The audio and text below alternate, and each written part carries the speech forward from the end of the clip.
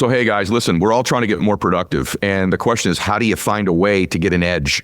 I'm a big believer that if you're getting mentoring or you're in an environment that causes growth, a growth-based environment, that you're much more likely to grow and you're going to grow faster. And that's why I love Growth Day.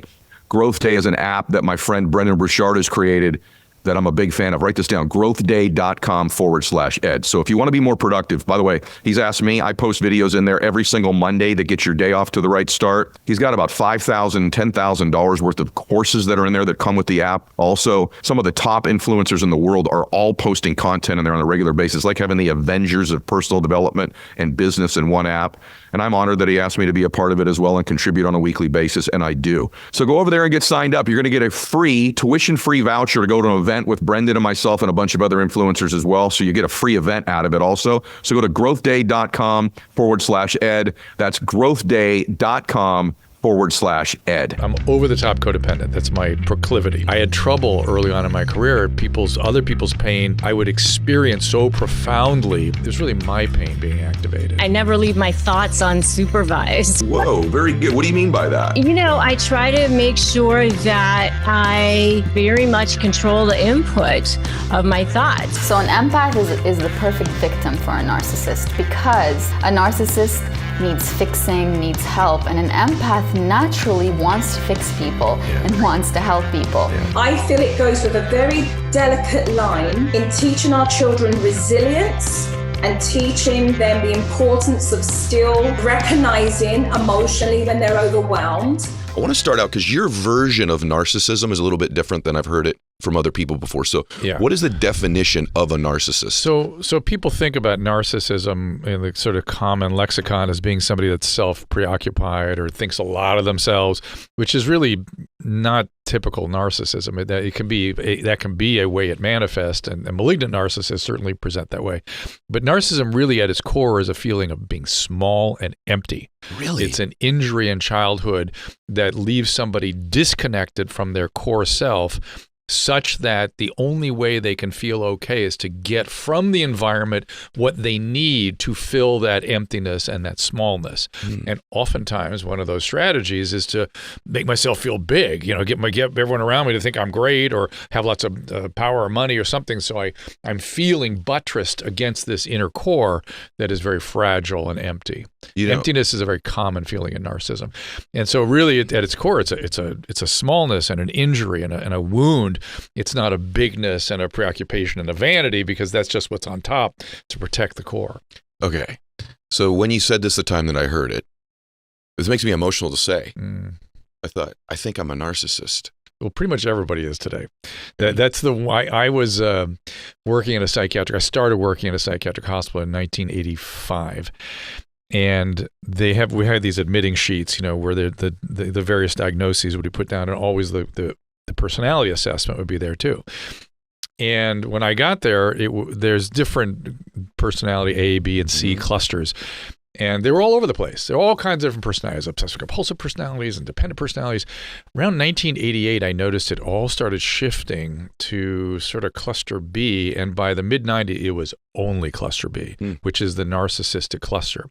And there's a lot of literature out there, and Christopher Lasch predicted this, that shows that we've had this narcissistic turn, where narcissism is a very, very common sort of feature of how we manage our lives these days. It's a personality style, and it might be, I suspect it is, the result of a whole wave of childhood trauma we went through in the 50s, 60s, and 70s. And do you think there's something like social media contributes to this form of narcissism? Yeah. Like in what sense? You've written about this, but I just want them to hear your version of this, because I just feel like the two things you just opened up with, one is the service of others and how that helped my dad stay sober and others stay sober, and brings a level of just bliss to your life and value. Yes. The other side of that coin to some extent is so self-focused, trying to fill that hole that you've described. And that's a never-ending treadmill. That goes nowhere. That just keeps going. And it can feel good. It can get you high, but it's an addiction at that point, and you're just in it, and it never fills anything. It never really regulates. So I think there's a lot of ways to think about these conditions of the human being. But one of the things that I focus on or like thinking about is how humans regulate, how they can connect with spontaneous affect, experience it, regulate it, share it with others. That's actually a tall order. I had to have 11 years of therapy before I really got that. And you had therapy? Prolonged therapy. I was, well, it's a couple things. My wife sent me in. She was like, it's one of those, I had one of those phone conversations with her where she's like, you need to see a therapist. I'm like, oh, yeah, I know I need to. Yeah, I'm going to. I made me better to work with patients. And she just goes, listen to me. You need to see. The hair stood up on the back of my neck. And I was like, oh, got it. I put the phone down, called somebody, got a referral, and started going right then. And greatest experience I ever had. And healed a lot of my own narcissistic injuries because I had narcissistic parents. And that's how you get narcissistic injuries. It tends to feed on itself. I wanted to ask you about that. So I'm prepping for this. You've always seemed to me, obviously your intellect level's through the roof, but over the years, I'm like, this dude just has it together. Oh, I don't know about that. No, but you know that's the impression, right? Okay, you know let me be the first to tell you, I have generalized anxiety disorder. I had panic. I'm prone to depression. It's rearing its head again lately a little bit. Me too. Yeah, and we all are human beings, and we have brains, and those brains have these proclivities. And having it all together is almost anathema to me. I almost don't even understand what that is. I am grateful for a ton, and I've had a really productive, really good life. And one of the greatest things I've had is the opportunity to see the human experience through a lens that very few people do. My days for 20 years, or certainly 15 years, was getting up at 5:30 in the morning, doing intensive care rounds, then hospital rounds, then outpatient medical patients. And then I would go to the psychiatric hospital and do a full day there and ended up running their addiction services. And I saw everything. You have seen everything. And it was just I'm so grateful to have had that. Now I just want to give it back. I just want to give it because I had this crazy experience. Well, I think you've done that. I mean, but I want to stay on something there because you went to therapy and the reason I think it's so important that both you and I say, hey, look, we don't have it together, is I think the impression probably for both of us is that we do. And people come to us for advice and counsel, right? So, yeah, well, being available for service and counsel is you don't have to have it together really to do that, but it's just think about the brain like our heart, although the two are deeply connected, and I have a lot to say about that. Yeah. But I mean, we're in shape, and our heart is, we have mapped on hopefully cardiac output and cardiac workloads and things. And don't think about the brain any differently. Even though I may have certain proclivities in my heart, I have heart disease in my family, and who knows what's going to happen to my heart because I have a heart. Hearts get sick, things happen. Yep. Same thing happens with brains. Same things. Not because my heart has it all together, my brain has it all together. And you think that I want to talk about brain and heart coherence in a minute. However, let's stay on the brain thing for a second. So you talked about there being this injury when we're young, of some type that can create this. Yeah. Are most people aware of what they are? And like in your case, so I think your dad was a GP, right? Your dad was a family practitioner, a family practitioner, and then your uncle was actually a psychiatrist. Correct. Right? So you had this really diverse medical background in your family. Yet I've heard you talk about your dad a little bit lately and mom, and you just said it a minute ago that they both had narcissistic tendencies. Yep. I want to know how you think that impacted you. Oh, well. And by the way, when someone's listening to this, how do they know whether or not they had an impact like that as a child? Are there emotions they'd be experiencing now that are indicative of you've probably got an injury? Yeah. There's many, many ways. I think the first and foremost way is I should have a piece of paper and a pen because I have so many things I want to say. Sasha, let's get a piece of paper and a pen. So how you function in relationships is numero uno. Okay. So if you are having problem empathizing or having problem compromising, all the things that make for good relationships or being intimate, that's a sign. And that's really where I always used to say this when we did Loveline, our craziness enters the room through relationships. That's where you see it. That's where you see stuff. Okay. But in my case, just so people have a little model for how I experience it, I had sort of as a relation to my dad, it was a very kind of, this is going to sound pejorative, but I don't mean it that way. He was like a closeted narcissist. Everyone loved him. He was a nice guy. He was an excellent doctor. Had great judgment, and thank God I inherited some of that. But I was there to serve his needs. That is narcissism. When you're as a parent, you were there to be present for the child and that's it. To be present, keep them safe, and to be present. And while they go out and struggle with the world, you're home base that they come back to. If when that child comes back to home base, I as a parent have a bunch of needs that child has to attend to, that's a narcissistic injury right away. That's parenting the parent. So I had lots of that. And it made me highly attuned and highly effective with other narcissists. Yes. Because I'm responsible for his feelings all the time. Yes. And if his feelings were protected, he would get wounded, all this kind of stuff. And so I've had many narcissistic bosses that I was extremely, but I subjugated my own needs to the boss. And when you realize after a while, you're like, hey, wait a minute, this isn't working for me. And yet the boss is always like, yes, you're the best. You're the only one. You're the perfect. Thank you for being that guy for me. And it's so seductive when when you've been in that relationship with a parent like that. It's very challenging to get out. I want to interject one thing. I just hope everybody listening to this is hearing this through the filter of prisms of other relationships that you're currently in. Yes, for sure. Because that addictive, I'm going to help you and serve your needs thing. Or fix you or whatever it is. Our job is to be present and close. That's it. That's what a good relationship is. Fully present, the totality of our being and body, right? Yeah. The brain is embedded in the body, and the body is a major part of what the brain is doing. And being fully present and with the other person and available.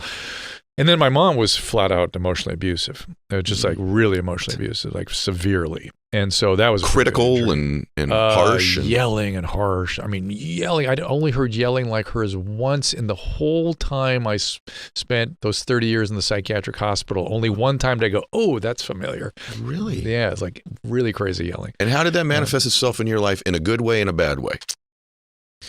That my dad's part had some good stuff to it because, again, strategically, and also, well, I'll tell you, here's the good way.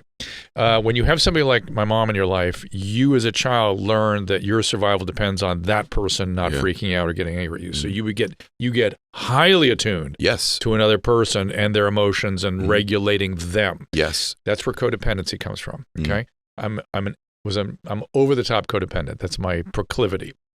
All right. And therapy, thank God, has reestablished boundaries, and I can tell the difference between another person's feelings and my own. I had trouble early on in my career. Other people's pain I would experience so profoundly. It was really my pain being activated, but I thought it was the other, so I'd have to save them from their pain, which is not what they need. They need you present while they build and struggle the pain against the injury that they've had, not a rescuer, because then they're permanently in need of rescuing, right? So that sense of taking care of other people, once I got that regulated, the side effect of that is you stop listening to your own emotions because you're busy looking out there, and you start experiencing yourself through other people, and your own primary affects are way off in the distance if you can feel them at all.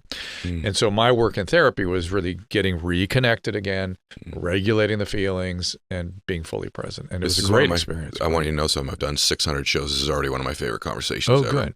And the reason is this sounds really familiar to me. Well, to a lot of people, this is the thing. So as I said, by mid 90s, it was all cluster B personality disorders, which are the narcissistic disorders. And we've, and all these years on Loveline, all I heard about was childhood injury. It's every call, because of course it would manifest in the relationships. The other thing about these injuries is we recreate them in our present lives. And so there's something about the human. Freud called it repetition compulsion. Psychologists call it need for mastery over trauma. We don't know what it is. It is a wiring thing. I guarantee you it's biological, because it's so reproducible and so profound, which is and people don't think about how they get into these recreations, and I've thought a lot about it. When we've had trauma in our relationships in childhood, we are attracted to people and places that are just like the circumstances of the trauma of our past. Familiar. People will say it's an attempt to master it or make it right. I don't know. We're just attracted. It's familiar for sure. Right? Sometimes profoundly attractive. We always tell people, if you're feeling lightning bolts, attraction to something, and you've had that kind of trauma, and by the way, you've been here before, this is a repetition, it will happen again. You're a perfect instrument. And so you get in it and you get re-traumatized, and the whole thing gets recreated because it's the same kind of person. It's the same person that traumatized you in the first place, and you're the perfect victim for that person. So you go together, and away it happens all over again. Do you have any theory, as we talk about this, on percentage of people that have a high degree of happiness in their life? I think about this a lot. Like, You did this study on the narcissistic tendencies of celebrities. Yeah. That was pretty fascinating. You can talk a little bit about that if you want, but you and I both have worked or are around, let's just be real, lots of very rich, successful, and famous people. And I have found the vast majority of them are in lack of some sort of bliss in their life and peace in their life. For sure. That's why I did that study. I was during the, they'd come on Loveline and they would unload their stuff on me during the commercial breaks. And I'd go, oh, Jesus. And I learned quickly that people that are celebrities, and we were able to prove with our study that celebrity itself is a bid to manage narcissistic injuries, to try to repair it. Remember that I said you got to get from the environment what you need? Yes. Never works. Never works. In addition to that, because by the way, I've not found that just with celebrities. I've found that with just people that have produced high levels of success that potentially the external results, they're filling this. And by the way, I'm describing me to some extent. But not all, but many are trying to fill this hole with external achievement. Yeah. And it can be incredibly depressing because then they get there. And they're like, and even this isn't enough. And even this isn't enough. And I'm wondering, even with you, with what you've achieved in your life, you've had a lot of notoriety, you've had a lot of fame, you've helped a lot of people. I wonder, even with you, did it fill up what you were looking for it to fill up, or unconsciously looking for it to fill up? I think, who knows why I was attracted very early to using media to make a difference. That was sort of my thinking on it. It's interesting, in recent years, that same interest isn't there the same way. I'm just not as motivated. I'm not as interested. Even though I think it's a great outlet and it can do great good, it's not as interesting. It's also become more painful. You're always under attack and stuff. It's crazy. You've had a lot of that. Crazy stuff. Yep. But I look back on the things I've done and I am extremely grateful. So that gratitude feels like it did do what I wanted it to do. That I was able to have these interesting creative experiences where I made a difference. It doesn't get better than that. Yeah. And so it's the extent that it was filling something. By the time, let's see, when was I? I was a lot better by around 1996. You're already working. Yeah. But there's a difference, Drew, between, and I look at this for me too. I look back at my life. Hope this is as deep for everybody else as it is for me, but I do have gratitude for the experiences I've had. I feel blessed that I've been able to make a difference, or got to have these experiences, or grow in certain ways and have the understandings of myself and others that I feel like there's a but behind that. But I didn't enjoy them as I was doing them. Oh. In other words, it's only in retrospect, and I'm wondering this with you too. No, I enjoyed them while I was doing them. You enjoyed the journey. I loved everything. I was enjoying and grateful all the way along. There's parts in I was a severe workaholic. That was one of the other manifestations of my thing. And when it was really bad, there was a certain amount of dread then. Mm-hmm. And I do not know how my wife put up with it for many years. I God bless her. I don't get it, but she did. And once I got through that dread by frankly bringing other things in and doing different things, that's where I learned to really appreciate. I don't like doing the same thing all the time. I like doing lots of different things. I need to be challenged. Yeah. Let's look at your thing for a second. So not feeling fulfilled along the way, but being grateful afterwards. Yeah. It's got to be that you're just better now. I think I've had a ton of healing, and I think also perspective changes over time. Yeah. I've done more of the work later in my life than I think, like many people, I was just in a hurry to get somewhere I wasn't. Yeah, I get it. And I understand that. I wanted to get somewhere I wasn't as quickly as I could. Hey, man, the other thing I had on top of me, my dad and his family escaped the Holodomor in Ukraine, right? And then got here just in time for the Depression. And so I had all of that intergenerational trauma put upon me. Wow. And that's, I think, where some of the workaholism and had to get somewhere fast kind of feeling came from. Yeah, it did for me. Now, I also have looked at myself in terms of habits I've developed that are either addictions or dependencies. And so a lot of people listening to this, I'm so excited to ask you these questions. Is there a difference between dependency and addiction? Oh, yes, 100%. Okay. And there are even ways of parsing those things out. Okay, let's talk about that. Let's open that up a little bit. Yeah. Dependency, let's just talk about opiates, because opiates can make any human dependent. In other words, if you take an opiate in high enough dose, long enough, you will need more to get the effect over time, and you will have withdrawal when you stop. Okay. An addict, when that happens to them and they stop, become permanently preoccupied, and the motivational system in the brain becomes focused on getting that drug back. Okay. So it's a motivational disturbance. A person who's dependent, while they're dependent, can look like a drug addict. They're trying to avoid withdrawal. They're trying to get drugs. They start manipulating a line to get the drugs. But when they stop and they stay stopped. While an addict always goes back or switches to something else, because that motivational thing, once the switch is thrown, it's on. What if you're addicted to like a person? Okay. So it's a little more complicated. Okay. So a lot of that out there. But there's a lot, right? So I think a lot of people go, I don't have a drug addiction. I don't have an alcohol addiction.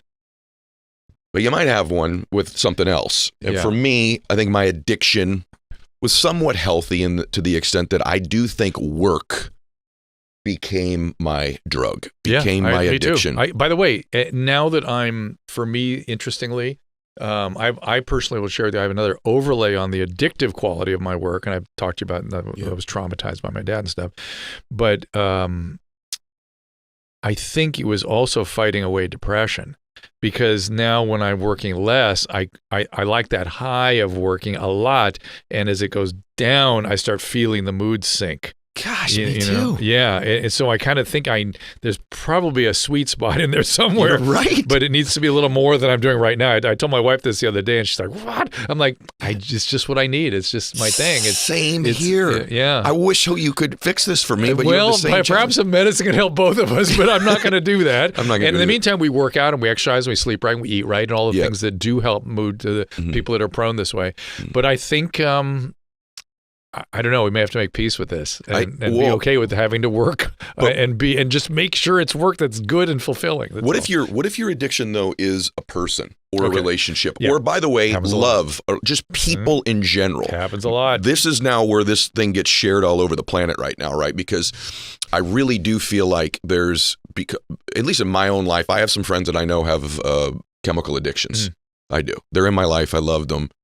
Well, they're dependent, trending towards addiction. I think I have a couple that are addicted based on your definition, right? Yeah. Well, let me define it. Okay. Addiction, so that was dependency. Addiction is a disease. Addiction has a genetic basis. You see a family history. There's some sort of inciting influence, typically trauma. It has a characteristic pathophysiology in the brain. That pathophysiology is reflected in signs and symptoms, using and pursuing and whatever. And those signs and symptoms progress in a very predictable way. We call that a natural history. And the whole thing has a predictable response to treatment. That's the disease of addiction. That's actually a definition of disease generally. And addiction fits it perfectly. The question is disease is addiction a disease or a syndrome? That's the only legitimate question you can ask about it. Because it has a common genetic basis and common pathophysiology, I call that a disease. Do you believe that there's on drugs or alcohol, do you believe there's a chemical predisposition to be genetic? My dad did too. So I've treated thousands and thousands of addicts. I can only think of like 5 where I couldn't see a clear-cut family history. Okay. So then based on that definition, I would say I have more friends that are dependent upon other people than they are addicted but that's to them. that's the challenging thing about talking about relationship as addiction. I bristle a little bit at the overuse of the addiction construct. Though it's very useful when it comes to sex and love. It's very useful. Now, it's not a formal diagnosis. It's not the DSM-5. It is a construct that people use to help people manage these behaviors and these experiences we call sex and love addiction. Now, if you are a sex and love addict and you have a chemical addiction, it's all the same thing. Yeah. And you have to get it all treated. It's all a disease state. Because you can go from sex to cannabis to opiates to alcohol. You just switch around all you want. You're still doing the same thing with your brain. And it's hard to activate throwing the switch, as I was saying. Like you have that genetic switch that finally gets thrown in the shell of the nucleus accumbens. Hard to do that with behaviors. It's hard. Usually a chemical throws it first, then you go to gambling, then you go to sex. It's just you can't go over here because that'll kill you. So your brain goes, yeah, but this horse races, that's no big deal. It's just a pastime. Right? No, I'm laughing, but you're right. Yeah, you're right. Yeah, it's the crazy thing about the addiction is your brain it's thinking that's effed up in in addiction, that your brain convinces you certain things are good when it's just that motivational system that's the problem. So sex and love addiction is a challenging construct. I worry about the overutilization. If you're interested in it, Pia Melody has some great books on it. I think it's called Overcoming Love Addiction or Facing Love Addiction. It's her big one. Yeah. And she talks about the love addiction, love avoidance cycle and the cycles of abuse. She's lots of great constructs in there that you will see yourself in if there's any sense that you have one of these things. And they're very common.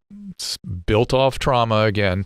And there's various ways to manage it.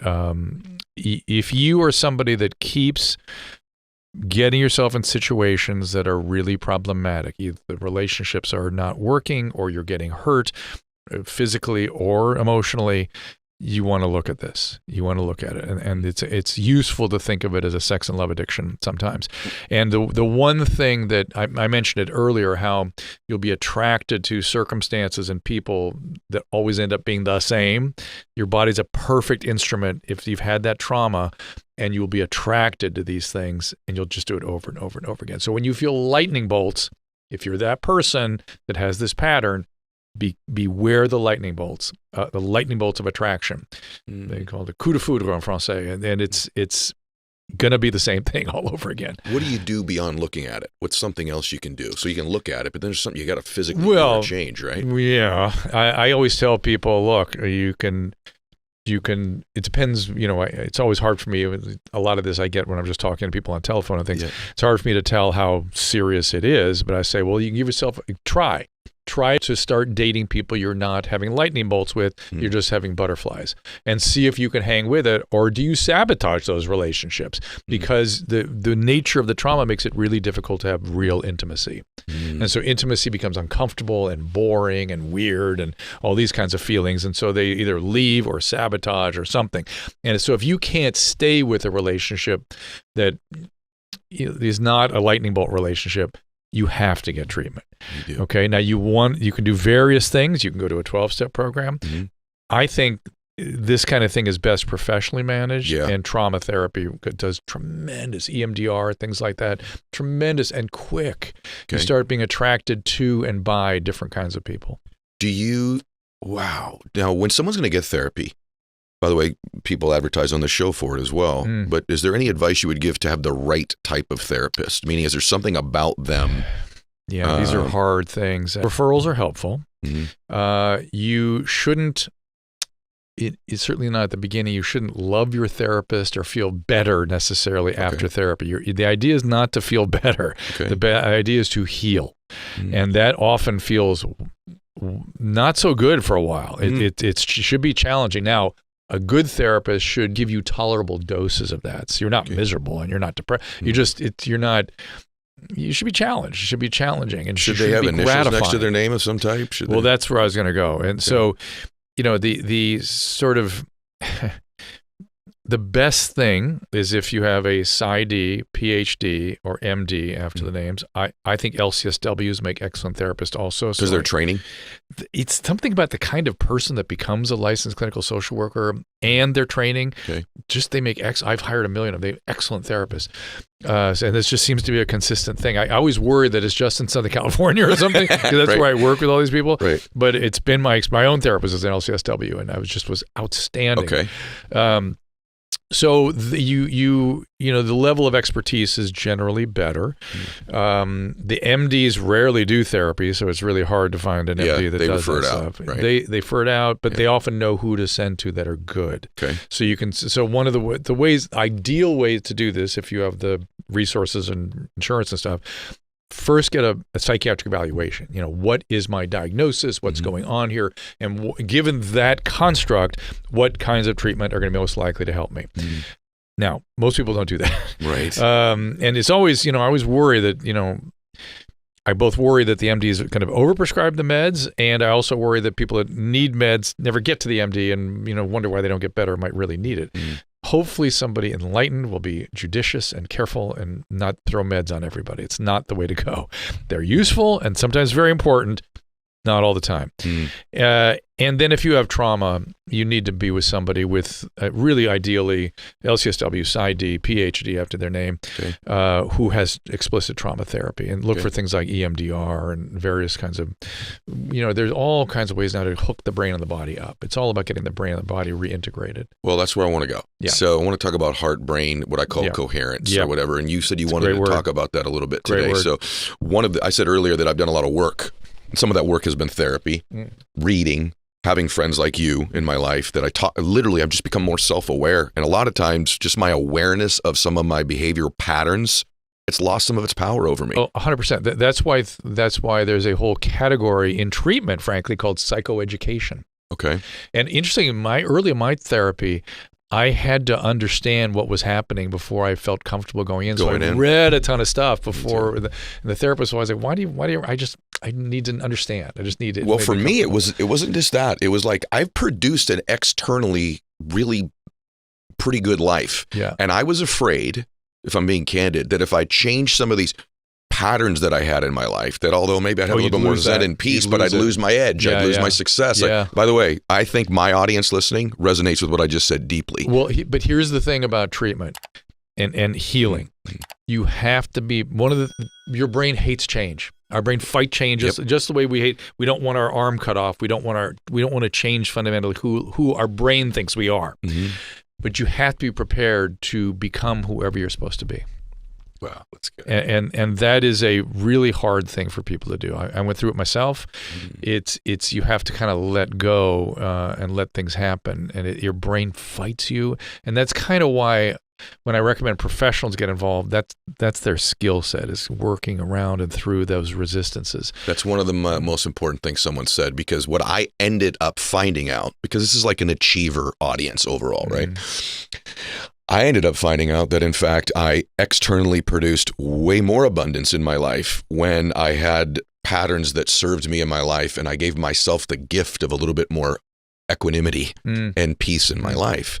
One of the things I did also work on, though, was what I'd like you to elaborate on, because you'd be better at it than me, but I've worked on small things all the way to like my breathing. Oh, sure. To, alter my HRV rate so that I've got a little bit more heart and brain coherence, which 100%. most people don't know about. So just riffed on that. There's a guy named Stephen Porges. Okay, if you want to read about the neurobiology of attachment and regulation, Alan Shore is your guy, and Peter Fonagy, who really has worked out this socio-emotional exchange system, which is something that's evolutionarily built into not just our bodies, but actually into our development.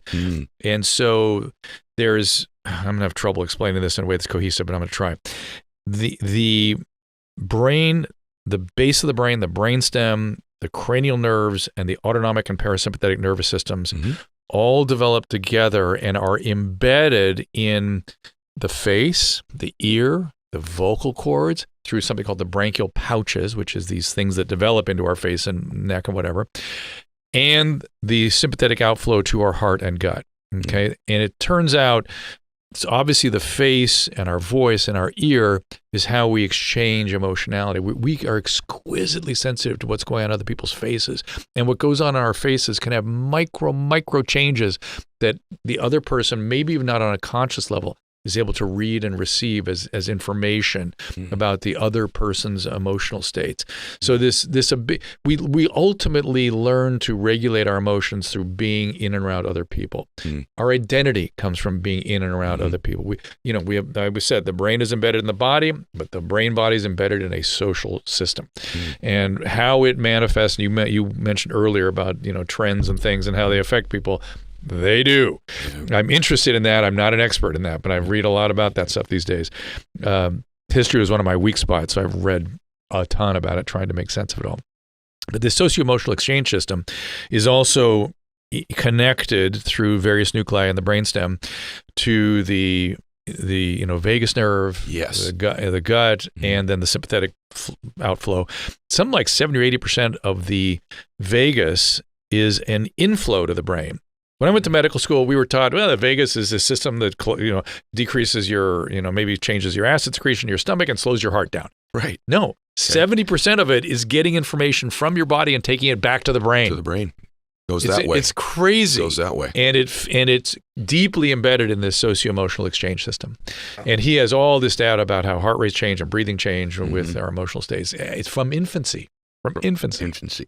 What have you done in that world for yourself? I like the breathing stuff. I try to do that. I'm not a religious. My thing has been the psychotherapeutic process. I'm not quite sure where I'm going with this, but as it pertains to breathing and heart rate and facial expressions and stuff, I know when I'm around great therapists that are highly attuned to their patients, because when I see them work or I interact with them, I notice I start breathing with them too. Interesting. Literally my heart rate and breathing starts syncing up with that other person. Yeah. And when I become aware of, I've actually been with this one woman who I've become close with who treats sex addiction. Actually, I saw her in a video working with a patient, and I noticed it was happening to me, and I went, "Oh, this woman has got this woman's got powers." And so I got to know her, and lo and behold, she really is an exquisite therapist, and they can just be fully present and attuned to that person on not just a attentional level, but the whole body is an instrument. And if you've ever been in a therapeutic process where your body is present like that, it's weird. I've been the subject of it as a patient, and I've helped other people by being the antenna. And you experience things and smell things and hear things that are not yours. And you know it because you've never experienced these things before. And I'll tell you a story in a second about my favorite story with this. I tell it all the time. But the real art in the therapeutic process is not just listening with your whole body, I call that, but knowing when to bring it in the room. In other words, when to go, I'm having an experience. And I'll tell you a story about that. I had this guy that was severely traumatized. And usually it's traumatized parts of the self that are needing attention that the patient isn't even aware, isn't there in the room with that patient at the time. It's sort of a walled off part of themselves that's screaming for some kind of attention. And this guy was coming in, and as he would sit down every day, I started hearing the opening riff on Mad Men. I was like, where is that coming from? Like, I don't hear that normally. And I thought, well, isn't that interesting? And damn it, every time he would start when he walked in the room. Well, then it got weirder. Then, as we were working together, it wasn't that long either, a few visits, I started feeling like I was that shadowy character falling through the buildings, right? Like, yes. So I had that feeling, and I was like, whoa, this is interesting. But I didn't bring it up with the patient because he was talking about horrible trauma and all these horrible things that happened to him. And then about halfway through one of these visits later, music kicked in. I'm falling, and all of a sudden, I experienced myself as a baby falling through these buildings. As I talk about it now, it constricts my chest. It was an overwhelming experience. I couldn't stay with it. It was like, it just took my breath away. It's like this incredibly traumatic feeling. And I thought, I have to bring it in there. I have to bring it up. Yeah. And I said, listen, I actually interrupted him. He was telling another traumatic story. I said, look, I'm having an experience and I'm wondering if this is meaningful to you. And I told him what I've been experiencing. Yeah. He became furious, stormed out of the room. You and your psychobabble. How dare you? You think you know what you're talking about, and just ran out of the room. Whoa. And I thought, maybe that wasn't the right time to bring that in. Comes back in the next day, and he sits down calmly and says, how did you know? He goes, how did you know? All I hear is the baby screaming in my head. It's going all the time. And because of the depth of that attunement, he trusted me. And by the way, if you've been traumatized, trust is a big deal. We were able to kind of work together for a while. And I always see that. Wow. Yeah. And so I would get people in working with people with trauma and addiction and stuff, I'm always getting them at the front end, at the beginning of their treatment. And I really always conceived of my role, other than get them through the medical stuff, to teach them that you could be fully appreciated. I could fully experience you. And you can trust that. You can stay close to another person, and they don't abuse. They don't, nothing. They'll be there for you. Wow. Makes me emotional just thinking about it. Yeah, it makes me emotional. Yeah, and the part of it that makes me emotional is to understand how connected humans can actually be together. It's unbelievable. Right. It's unbelievable, right? Right. And so when you ask, it's weird, it's almost psychic-y kind of stuff. And every therapist who does this kind of work has had these experiences where you feel a pain somewhere that's not yours, or you hear music, or you see something. And but of course, then we affect each other on a macro scale too, right?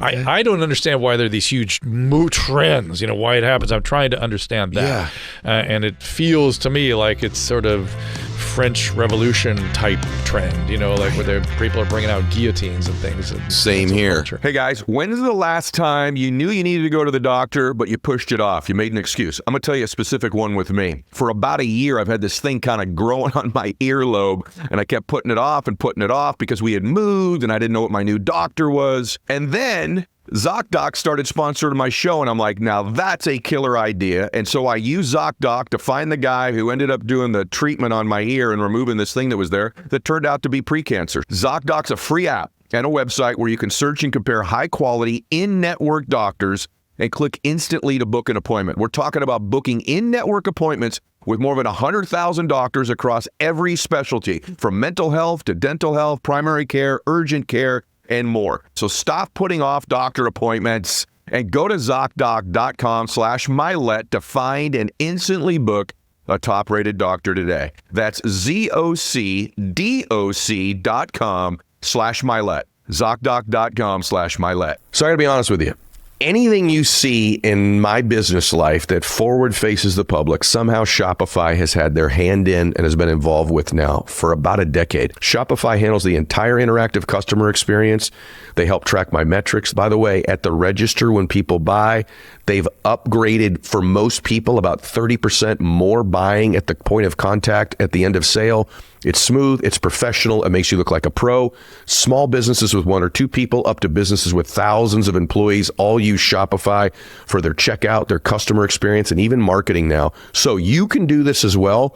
Upgrade your business to get the same checkout we use with Shopify.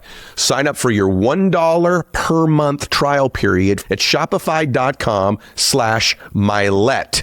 All lowercase. Go to shopify.com/Mylett to upgrade your selling today. Shopify.com/Mylett. Running a small business means you're wearing a lot of hats. Your personal phone becomes your business phone and vice versa, and the thing just blows up all day long, and it's hard to tell the difference between one and the other. And as your team grows, it becomes almost impossible to manage your personal phone number along with your business phone number. That's where OpenPhone comes in. OpenPhone is one of the top business phone systems in the world. They'll help you separate your personal life from your growing business for just $15 a month. You get complete transparency and visibility into everything happening with your business phone number. OpenPhone works through an app on your phone or your computer and integrates with hundreds of different systems. They use AI-powered call transcripts and summaries, so you'll have summary of your phone call with action items. Right now, OpenPhone is offering 20% off for your first 6 months if you go to openphone.com/Mylett. That's OpenPhone.com/Mylett for 20% off 6 months. Openphone.com/Mylett. And if you have existing numbers with another service, OpenPhone will port them over at no extra charge. The narcissist thing that you've been talking about lately is how to negotiate with a narcissist. But to me, when I hear narcissist, correct me if I'm wrong, I think there's degrees of narcissism in life. But it's also, for me, it's a lot of people listening to this are in different relationships, business relationships, personal relationships. And how to identify whether or not this person is toxic to you, or just detrimental to your life, or whether or not they're a benefit to your life. So what is narcissism to start out with, and are there varying degrees of it? Yeah, I mean, to me, a narcissist is a person who has a very fragile sense of self. It's the person who is the absolute most insecure person in the world. They have no inner sense of value, so therefore they have to get all of their sense of value from external sources, from either the, adulation, from prestige, from people giving them compliments, from all of the things that you think about when you think of that. But what I call the dark underbelly of that is that, that control, devaluing, debasing people, degrading people, that's the other side of that as well. So that's, the one side of that. And then, the other side of that is that they therefore have no ability to have any sense of compassion or care or empathy for other people. And that is because it's scarcity mentality to the extreme. If I give to anybody else, therefore I can't have or I won't have. So that's really what a narcissist is, all the way to the end of the spectrum. And as you said, I do believe that all of us, to varying degrees, have some sense of that. We've all, had some feeling of insecurity at times. We all want to feel seen, heard, and know that we matter. That's part of being human. Right. And so, it's when it becomes pathological. It's when it becomes, that's the only way that you feel. So brilliant. I want to stay on it because, listen, what's the most important things in our lives is obviously our sense of self. And we, like, as you said, people want to be seen and heard and felt, and they want to express themselves. They want to feel valued. That's healthy. That's okay. But right now, if you're listening to this or you're watching this, you may be in a relationship where you're like, is this the one? Or maybe you're even married and you're thinking, why are we not happier together? Maybe it's a business relationship that you have, people that work with you, for you, or are a boss of yours. And so I want to hone in on this idea that, because for me, I started to really, when reading about this, people start flashing. Well, that particular person in my life, man, they are so addicted to attention, so addicted to getting accolades and admiration externally, and will do almost anything to get it, even do things to their own detriment. So how do we distinguish between the unhealthy and the healthy? I want to ask you specifically about something. When I was kind of ranking people that I know, including myself on this spectrum, so to speak, because I think there's a point where now no longer is this person healthy in my life. They become toxic. There's a line there. And for me, the other sign of the aggressive narcissist, or the more severe one, is they also will never take responsibility for any of their behavior. They immediately make you think you're the crazy one. Well, what about you? And they constantly turn the frame and put it back on you. Everyone right now that knows someone like this is going, I know that person. Do you think that's where you distinguish the line that this person is unhealthy because they won't take any responsibility for this addictive behavior for attention and admiration and accolades? Is responsibility one of the quotients we should be looking at? Well, I mean, I think there's a number of different types of lines, and I think it depends on the type of relationship that you're in with that person as well. I mean, is it a work relationship? Is it an intimate relationship? I think it really kind of depends. I mean, are you in a business relationship with this person? Is this person like in your finances? Are they in your space? Or is it kind of more of a casual relationship? I think it really kind of depends. How much control do they have over you? But if, you are feeling where, the hairs on the back of your neck are up, your gut reaction is not feeling good. You're feeling like this relationship is not working for you in some way. I mean, I know for me, I had a very minor business with a person, a business relationship where I had gone into a business partnership with someone. Thank God it didn't go very far, and the business didn't really make any money, but it was enough that it absolutely made my life completely miserable. It was a covert narcissist. And, right from the beginning, I saw red flags, but I kind of ignored them because I was like, well, but this person seems so nice. But yet I knew that there were these flags, and I let them go. And I thought that I could overcompensate for them. And I thought that, well, there's these other things that seem good. And I continued. Yes. And I ignored them because I thought that I could make up for them in other ways. Yes. And because I did that, I paid for it so dearly. And it ended up to be one of the absolute worst nightmares of my entire life. And most of the time with these people, from the beginning. Yeah. that it's not good. You said something in there, Rebecca. I just want to jump in and ask you about it, because to me, you said such a great distinction between business and personal. Personal for me, one of the things I measure is how much of my energy am I using to have to feed this person's ego and prop them up? Right now, if you're in a relationship, friendship, personal, intimate relationship with somebody, measure it. How much of your energy, time, thinking goes to having to prop up their ego constantly, right? And how much energy are you expanding? And is it a never ending thing you're doing? Do you want to do that the rest of your life?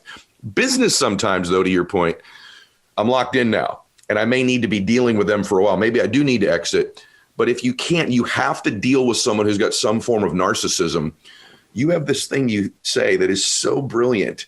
I want if you'd cover two of them at once. One is Sleigh, and the other one is sort of this, and it's related, is this sort of how to ethically manipulate the manipulator.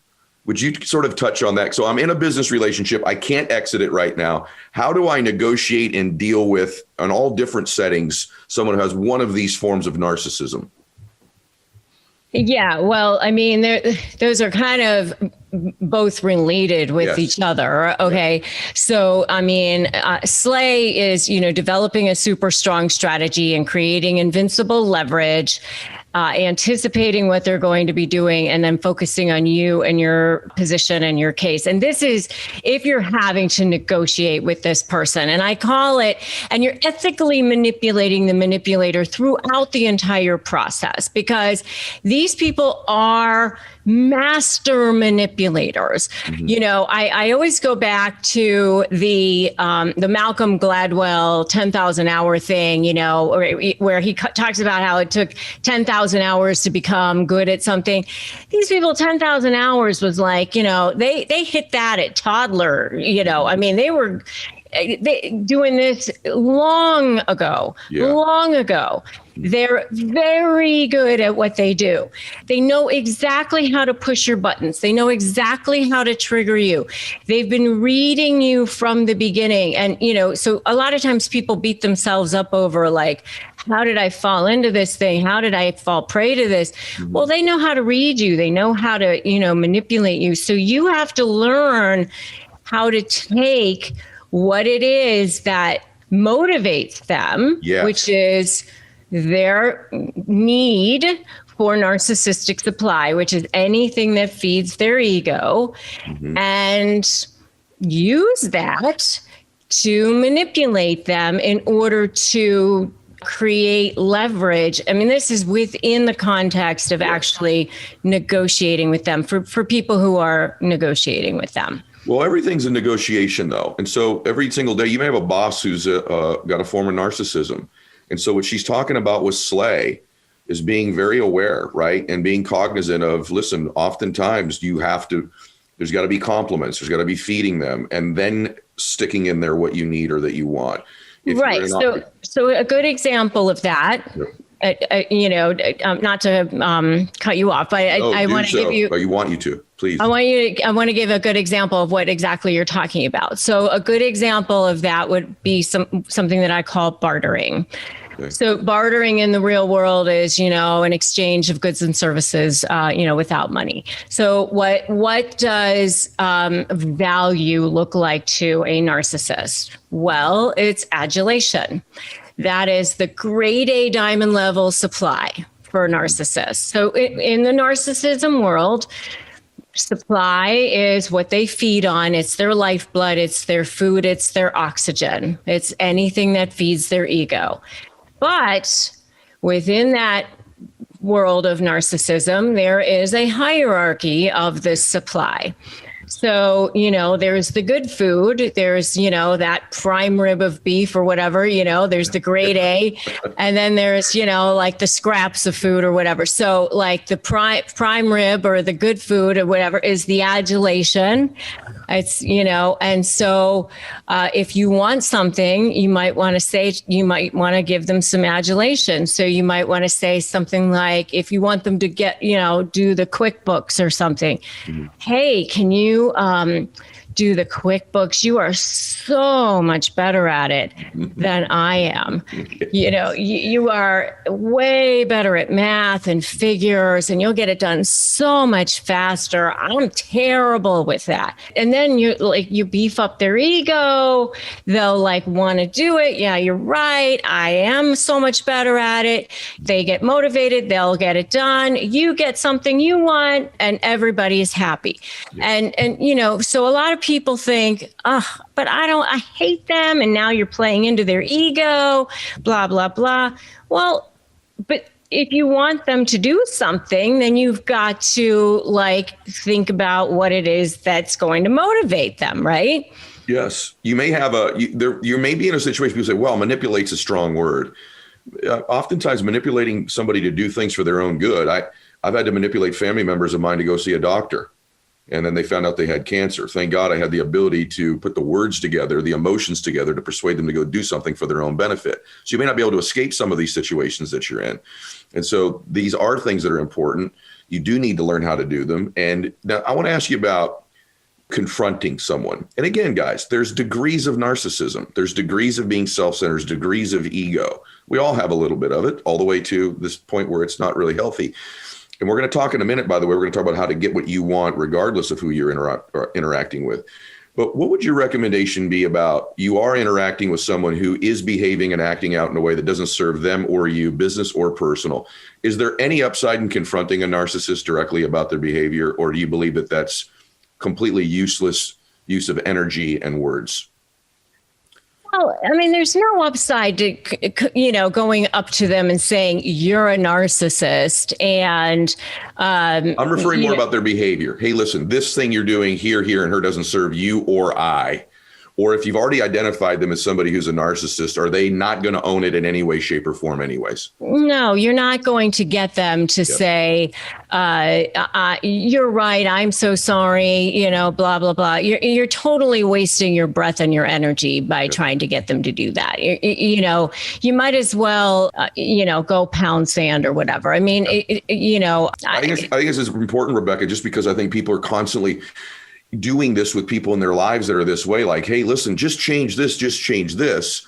And then what they like to do is they like to turn the lens and go, but you, and you. So that's the other part I wanted to ask you. They start sending you a list of the 18 things you're doing wrong. How do you recommend you reply or respond to somebody who's got that personality type, who's then sort of, I wouldn't call it attacking, but turning the lens onto you? Do you recommend you reply specifically to all the things they're saying you're doing wrong, or how would you best reply to somebody, business or personal? I mean, what I recommend is, a lot of times I say, you want to reply in a way that's very, very, very specific. So, for example, they've sent a very, very long email, and a lot of times it's calculated to trigger you in a certain way. It might be 18 pages long, and there may be one line in there that you have to respond to, like, what time are we going to meet on Wednesday or something like that. And that's actually, when you distill it down, that's the only thing you actually need to respond to. And so you can, and a lot of times people are like, but I need to respond to it because I don't want the judge to be seeing this. I don't want this to be used down the road in court. I don't want this to be some trial exhibit. I need to defend myself, all that sort of thing. So what I will say is you can respond with something like this.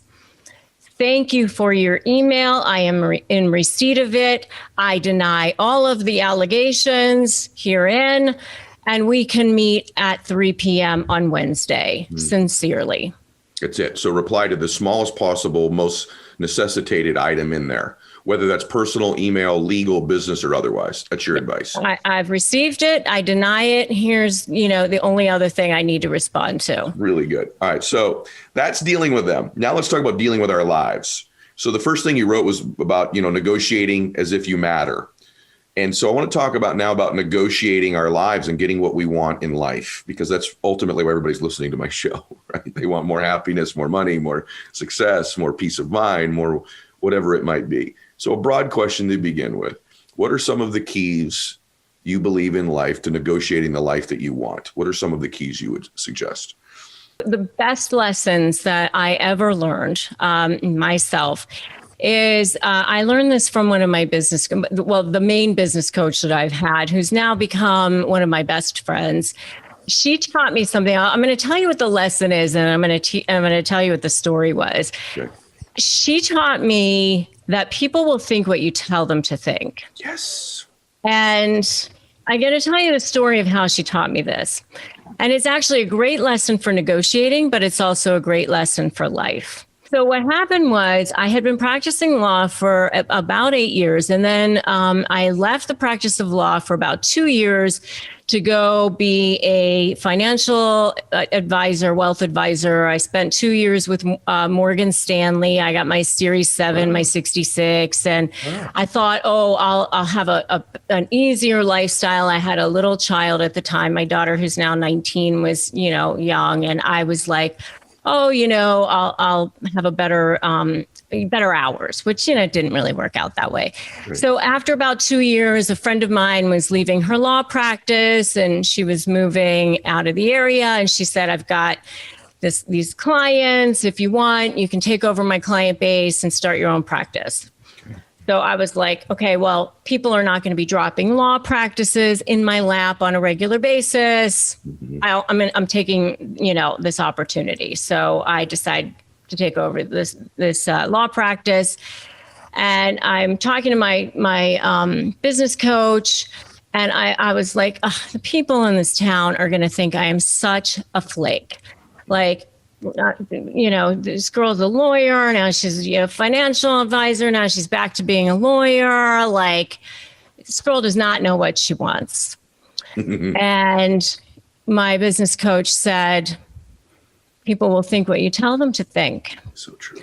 And she said, you can tell them to think that you're a flake and you don't know what you want. Mm-hmm. Or you can tell them to think that you're the only lawyer that has a financial background. So you are actually more qualified than any of the other lawyers very good. In town, because, you've got this financial background, and what other family law attorney has that? So good.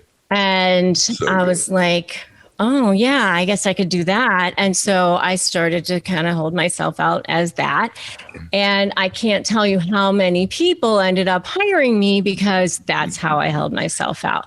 I love this. I have to tell you something. I have to acknowledge something when wisdom is preached. So I that's brilliant. And just last night I was mentoring, one of the business I'm affiliated with was a financial firm. I was mentoring a very young guy last night. And I told him, I just want to second what you said. I said, listen, most people are busy with their own lives. You can create the story. And if you tell them what to believe, they're going to believe it 98% of the time. I said, I learned this because later in my career, I ended up working with a series of doctors. And the doctor said to me, he said, Ed, listen, when you're dealing with doctors, it's different than dealing with other clients. We're really busy. We just want you to tell us what we need to do, what we need to think, and let us do it so we can go back to working with our patients. And I said, really, you want me to he goes, tell us and ask us simultaneously. Say things like, obviously, we need to take these steps. And you create the frame, pre-frame what you're going to tell me. Tell me what this means, then mean it. And then when you're done, tell me what you just told me and what it meant. So pre-frame, frame it, and then post-frame it. So I started to do it, and everyone was buying. And I said to him about 6 months later, I said, you know what I found out? It's not just doctors, it's everybody. I should have been doing this the entire time with everything in my life.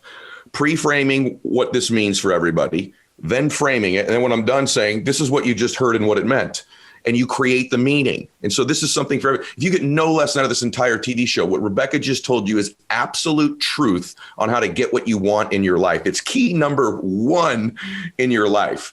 Let me ask you about this number two. When I listen to you and I've watched your content, so Rebecca's got content that's very diverse. She's got stuff on divorce. She's got stuff on negotiation. She's got stuff on narcissism. She's also been a TV personality, which she'll get interviewed when a high profile person's going through something. And so she's learned to communicate in different settings. one-on-one, financial, courtroom, television, podcast.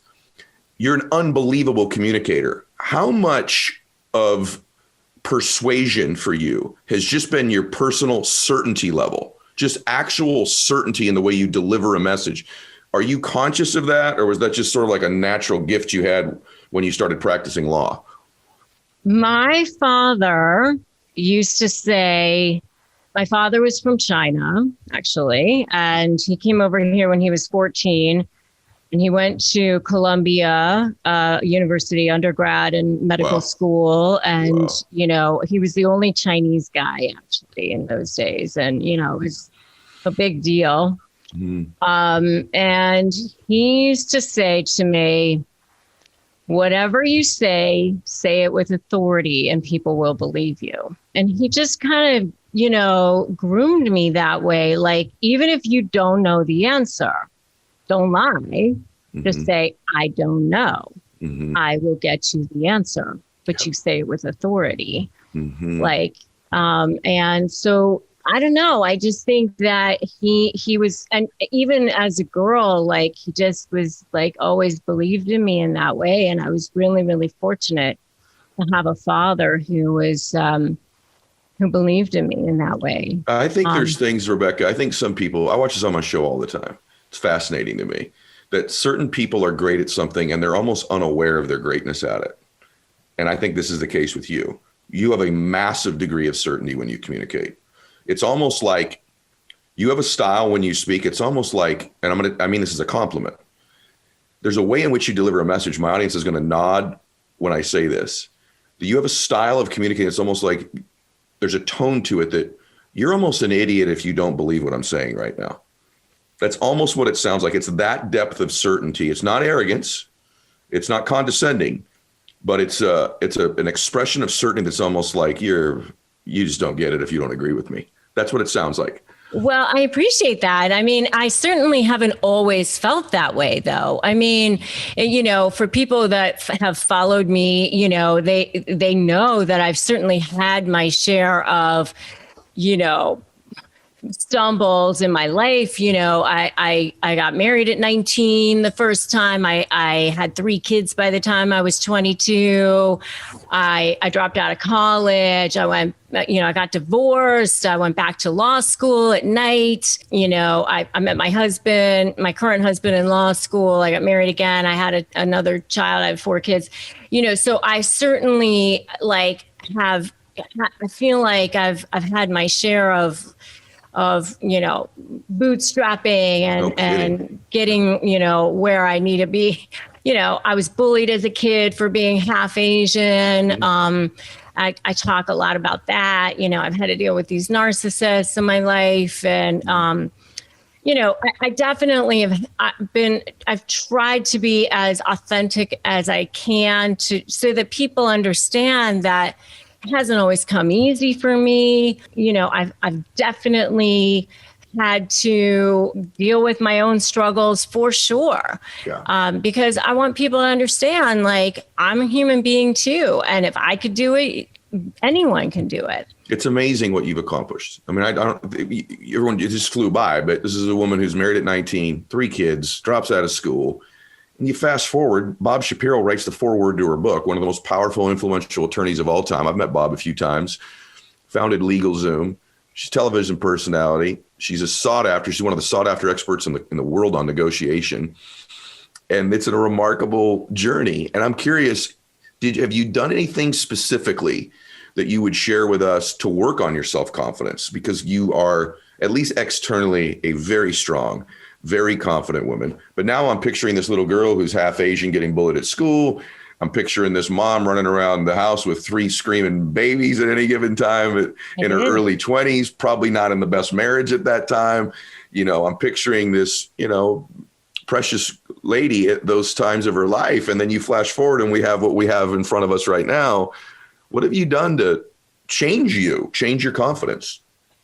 Oh, I mean, I always joke like that, you know, I never leave my thoughts unsupervised. Whoa, very good. What do you mean by that?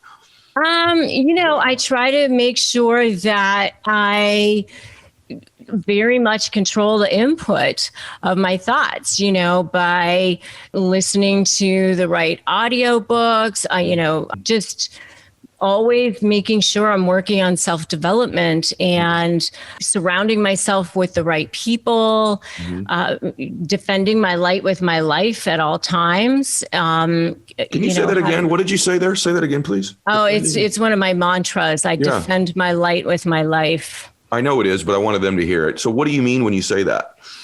I believe that I'm not going to say I believe, I know that we are beings of energy and that we are vibrational, beings. And I talked about this with John Gordon. I mean, it's so funny. I'd read The Energy Bus years ago. And then when Erwin introduced us, I was like, I know I must have manifested that because I had read his book so long ago.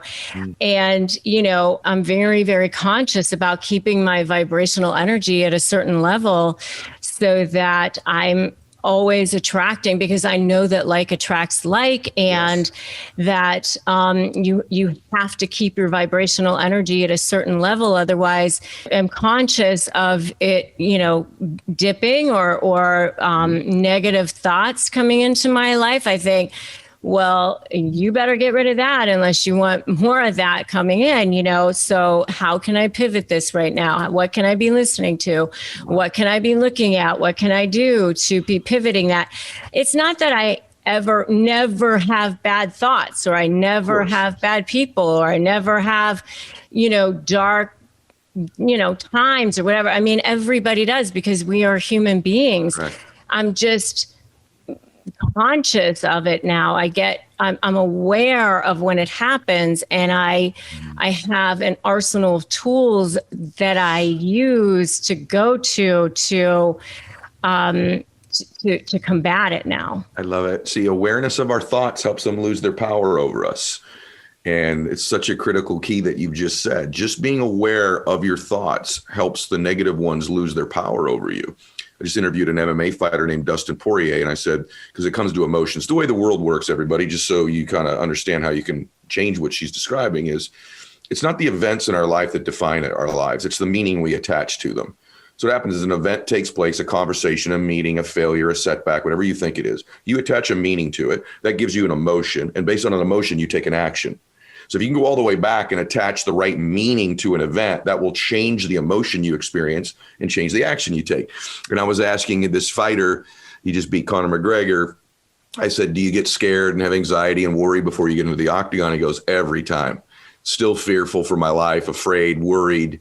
He said, those thoughts never go away. But he said, they do become more familiar. And he becomes more familiar with those emotions, more familiar with those thoughts. And then he's in control of them. They're not in control of him. You don't have to believe everything you think, everybody. And this idea that Rebecca just gave you, that is absolute truth, that your vibrational frequency, the energy level that you're moving at in your life, is deeply affected by the emotions you're experiencing and the meanings you attach. So please be conscious of that. She's 1,000,000,000% right about that. You did say that, you have to watch this in your relationships, that he was a narcissist and you're an empath. Yes. And this is a combination that is really not good for the empath in a relationship. So just give everyone just a minute toxic. So they can identify it if they're in one. Yes. What that looks like, what a narcissist does and what an empath does, and why it's no bueno. Yes. So an empath is the perfect victim for a narcissist, because when we were talking about you complete me, it is a complementary thing. It really, if you imagine a heart that's just the way that you would draw a heart, and then an inverse heart, and just put them together, they're very complementary. So a narcissist makes a lot of mistakes and looks for someone to make excuses for them. An empath by nature makes excuses for people. A narcissist needs fixing, needs help, and an empath naturally wants to fix people and wants to help people, gives love unconditionally.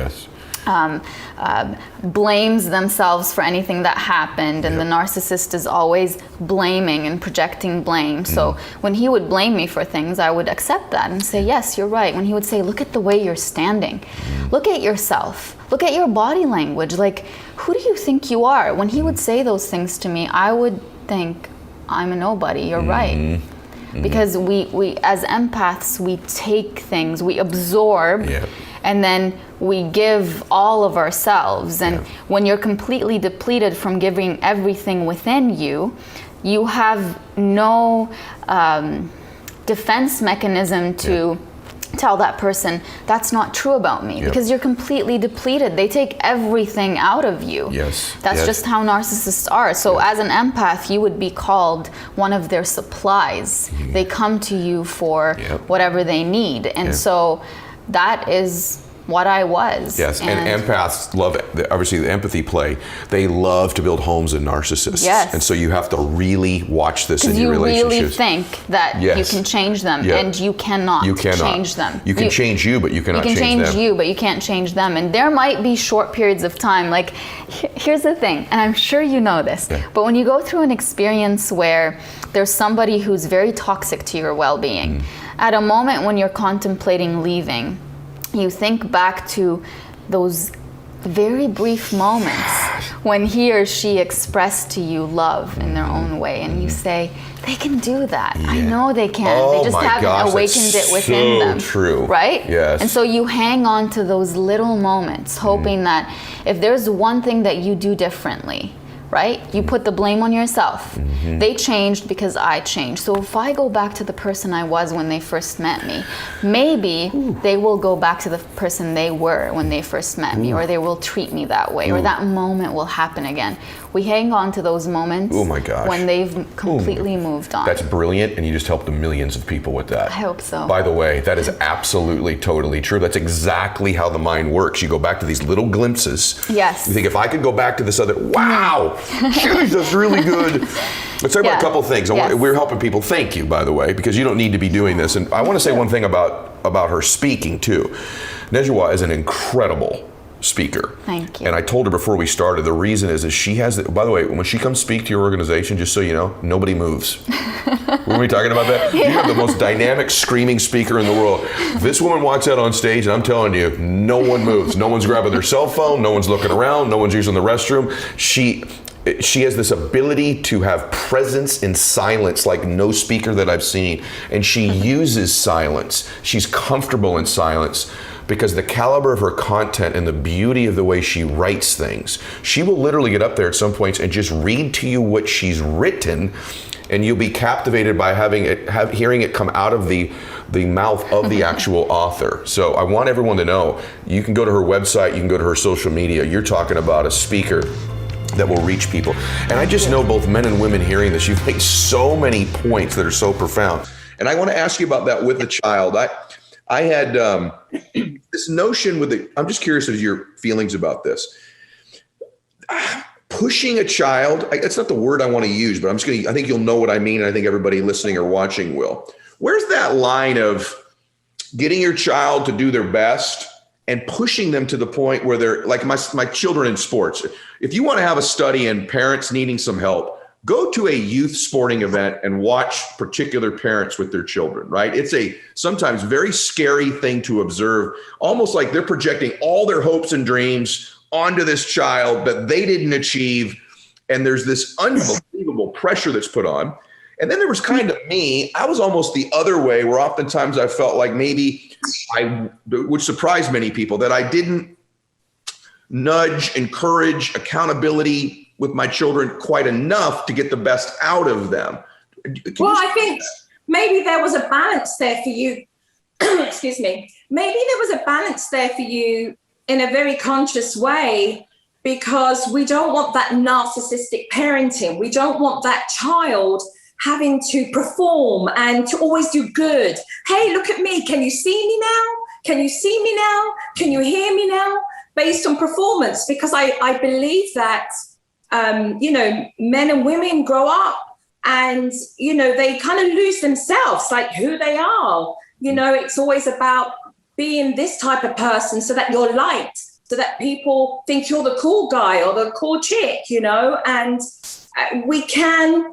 I think we have to ask ourselves as parents, are we living vicariously through our children? Yes. What does that make us feel? Does that mean that we can say, hey, well, my child, made the finals, and, again, that to me is very narcissistic, right? Because it's then teaching the child that, we'll love you on terms and conditions, not unconditionally. But that has a major impact on an adult when they're older, with respect to them kind of having this mask and really not knowing who they are and accepting, who they are, and being okay with other people being okay with that as well. Yeah. So guys, everyone that doesn't have a child, I want you to hear, maybe help you understand yourself better.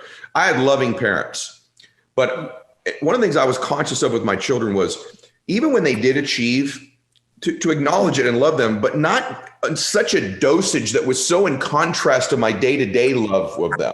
Let me tell you all why. I grew up at some point, it wasn't my parents' fault at all. It was just the way I read things, that I get attention, acknowledgement, and love when I achieve. So I attach achievement, winning, getting the first place, doing this, doing that to my identity and feeling loved. Be very careful. I think you would acknowledge, Joe, doing that with your children, where it's at one level most of the time, then they achieve its way up here, then it's back down here again. Yeah. It's something we're not conscious of. True? Yes, absolutely. And I also feel that if parents can be less distracted with all the noise and the technology around them, because listen, it's not just kids that are on their phones, it's parents as well. If we're more in tune to our children, then we should learn to be more confident in trusting our gut, because we know when our children are being lazy and not wanting to show up, or when they're just procrastinating. Like, there comes a moment when because you've seen it, they can do better, but they're just rushing it, or they can't be bothered right now, or they want to go out with their friends, or just not interested, or maybe they're tired, because they've had a stressful couple of weeks. So again, when we're more in tune, and that takes us being more observant, that means us not being distracted by outside stuff, then we can really connect on a level where we see every detail, and we start to see more as we connect intuitively with our children. And that I want parents to, like I said, trust your gut. Like, if you're in a rut, trust your gut, because that's never normally wrong. Parents normally know when something's off, when it's just off kilter. They normally know. I love that. It's funny about this presence thing, because I teach it. I teach, hey, put your phone down when you go to dinner. We were at dinner 2 nights ago. And so I want everyone to give themselves some grace, because I think it's something you have to be intentional about all the time in the world today. Yeah. So I'm fortunate that when I go out, sometimes people want to come up and talk to me or take a picture of those kinds of things. Sometimes that breaks my routine. So anyway, we're at dinner. I just want to share this with everybody. We're at dinner the other night, 2 nights ago. And I looked and I watched this family, and I just noticed them, and they were all on their phone. Dad's head was down in his phone, mom's head, and the 2 kids they weren't looking at each other. They were typing. And I immediately went, gosh, that's not the way it should be. I feel bad for them. And then my eyes glanced back to our table.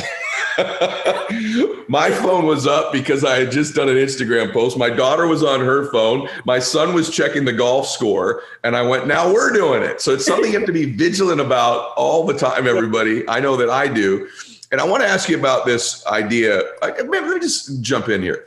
Do you have 2 or 3 best practices? You go, hey, you want to be a better parent? Here's 2 or 3 things you should be doing or thinking. What would you say? I think one to be, it's confidence. It's all about confidence, right? And how do you be confident in something maybe you grew up not in a good one, and no one taught you how to do it in school, and all you've got is Joe Frost? Get one of her books, or how do you display that confidence? Well, you could. I think it's practice. I think people are hard on themselves. They want it right now, immediate gratification. They want to be able to just pick something up and get it, right? They get impatient with themselves. But, what I've learned has been over thousands and thousands of hours in the trenches with families, and lots of different types of families. So I say, in order to build that confidence, one, you have to be realistic with identifying what those challenges are. You have to face them head on. You can't run from them. You have to be real with yourself. What are we really dealing with here? That's the mirror. And then secondly, you got to have an action plan. How are you now going to change this? How are you going to take the first step on the ladder? What are you going to do? Are you going to buy a book? Are you going to take an online course? Are you going to call somebody up? People call me, right? Are you going to call up and we're going to do the work together? And are you going to make a commitment? Because you can talk a good game for 5 minutes, but can you walk it? Are you going to commit to the changes? And that's really important. Like when I help the families that you see me help on the show, they give me their undivided time and attention. And they are committed to the process of wanting to change. Now, the journey challenges them and there are hurdles, but it's not looking at the hurdle or the brick wall as unclimbable. You can climb that wall if you want to. You'll find a way. So everything's got to be about stay open. This is about us working as a team. And families get into a space where it becomes that. It's you, like you're on the same side. So how will we talk about an issue together to resolve it together, and really taking into consideration how the other person is feeling and why they're showing up that way. And again, it comes back to ego. A lot of that ego gets in the room where it's about being right, rather than really being happy with what the outcome could be. It's about an immaturity. It's about somebody feeling slighted and the communication is off, where somebody felt they weren't able to communicate how they felt without being attacked or without hearing a defense. So again, it's unblocking. It's unblocking for those parents so that they can continue moving forward. But you've got to commit. You've got to give the time. You've got to surrender and identify what those issues are. And you've got to keep going, because we all come off track, but you've got to get back on the horse. You've got to get back on it, and we do tend to helicopter parent. We don't want our children to feel disappointed. We don't want our children to feel upset. We don't want our children to feel angry. So we pacify. We don't want them to feel what makes you mentally stronger. A kid's got to fall off a bike and graze their knee and feel the pinch and feel that little bit going on the knee to make it better. Ouch, right? To get better at their coordination and ride. Like sometimes you've got to fear the fear and do it anyway, right? And face it head on. Recently, we had our grandson, my husband's son, right? So we had him, he's got his helmet on and he's ready to ride his bike. Husband taught him how to ride his bike. He was well proud of himself. He's like, I want to go out on my bike and ride it down the street. We're like, okay. And I said, he's going too fast and he's going to fall. So my husband was like, Eli, slow down, you're going to fall. I said nothing. And he's looking at me like, my husband's looking at me like, you're not saying anything. I'm like, it's going to fall. And when he falls, it's how we're going to react to that that's going to make the difference in him getting back up on that bike and riding. And he fell and he grazed and he cried. And we said, oh, look, come and let's have a look at that. But as soon as we did that, we're like, all right, buddy, so you've had your first fall, get back on that bike, let's do it. And he was like, all right, it's all done, let's go. And there he was. What a magic lesson. What a magic lesson. Shoot, where were you 15 years ago? That's I should have been reading one of these books of yours. What a magic lesson that is. I got to tell you that, by the way, you want to raise a kid that can stand out in the world, you do a little bit of what you just said. That's a huge difference. So I got to snowplow. We've heard a lot of it, parents snow plowing, making it easier. Look, you can be really, really intelligent, but that's only going to get you so far. Like the grit and the character to not give in. Every time you get knocked down, you back up again. Like that grit is what's going to take you the extra 5 miles. And that's about having mental strength as well. I left a post the other day. Don't give up on your children, so you teach them never to give up on themselves. So right? That's so powerful. I did do a couple things right. Like, you're making me feel good. But a couple of times there's things at school where the teacher wasn't unfair. It was unfair to one of my kids or something. And every parent's going in negotiating with the teacher. And I remember telling my wife, I said, you know what? Let's just let them handle this. And even if they are being treated a little bit unfair, they're going to have this happen in their lives when we're not around. Let them navigate this. Let them deal with it. So it's not that I wouldn't intervene in something if it was dramatic, but I think there's too much intervention. There's not enough of letting them metaphorically fall in life, right? Yeah. And you're doing such a disservice to your kids. Now, as a parent, is there a way to give our children more confidence? Like, one of the things I wanted from my children when they left my home, I wanted them to have their faith or their moral compass. I wanted them to have self-confidence.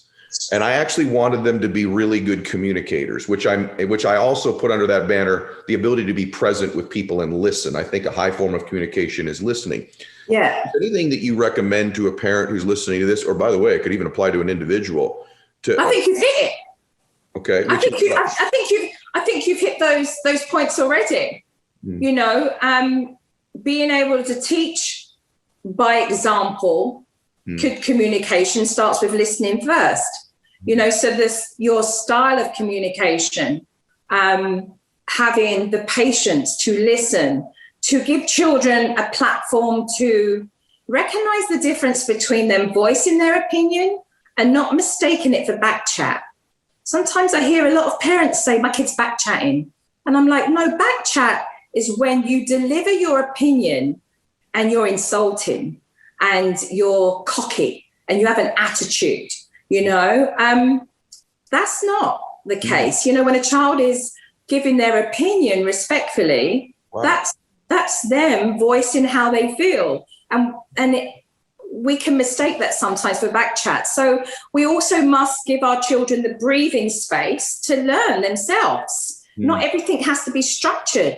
Like, that genuine self-esteem and confidence comes from them having the ability to work things out and do things themselves, and to see that they're capable and they have the ability to be able to do that, just like you exercise with the school. Not everything's about intervening. Like, step back. Like, don't try and fix everything. Don't try and snowplow and make everything good, because life isn't like that outside the house. They're going to struggle.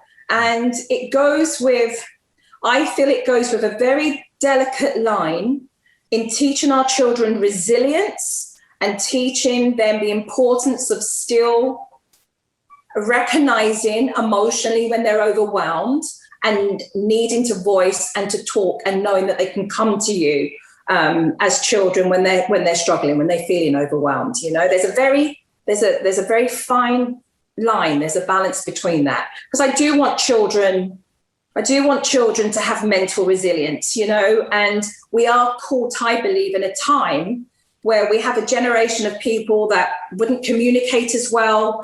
They wouldn't have had a higher emotional intelligence, that just suck it up and deal with it, you know. And then children can't talk. And then you have this whole generation of touchy-feely, and it's all about the feelings, and then no self-discipline, like none at all. So really the compromise is meeting in the middle. It's truly about recognizing that it's not one particular parenting style. It's being able to think very quickly on your feet, to look at scenarios that's happened before, because parenting is also a moving target.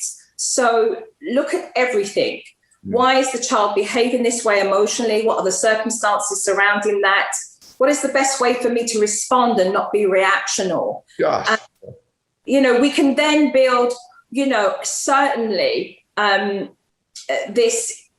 this infrastructure in our homes that really honor the importance of mental resilience, but an emotional compassion and empathy, that our children know that they can always come to us, even if which they will in their older teenage years. They'll make decisions and they'll screw up and they'll learn by it. I have to tell you, Joe, you're so brilliant, because I love being vulnerable. That's something I didn't do a good job of.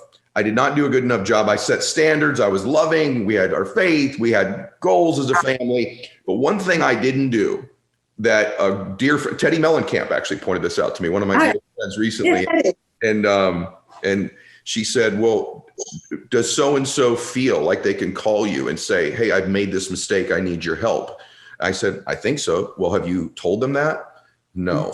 And I promise you, they don't know that, because they want to make you proud, because you're a good example, so as you as a parent, please make sure you hear what she just said. The other thing you said that's just profound that made an impact on me is, why is my child acting this way? I didn't ask myself those questions until the last few years. When they were little, I wish I asked myself, why are they behaving like this? Why are they acting out like this? As opposed to just reacting. I think in families, correct me if I'm wrong, but because of our proximity to each other and the regular frequency in which we're together, there's like this boiling pot of reactions happening all the time. They do something, you react. You do something, they react. And it's reacting all the time. Whereas in business or in other areas of our lives, or even with our friends, we're like, let me think about what I want to say here. Let me process this. Let me be intentional to some extent. But in families, we are reacting all the time unless we're conscious of not reacting and asking ourselves these questions. Don't you think it's even more true in a family structure than anywhere else that the reaction takes place? Yes, because we're emotionally invested, because, this is our family. And there's nothing more sensitive to a family when you start talking about their partner or their children, because it's a reflection of us. And we start to think about that. And what does that say about us? Again, it's the ego. What does it say about us?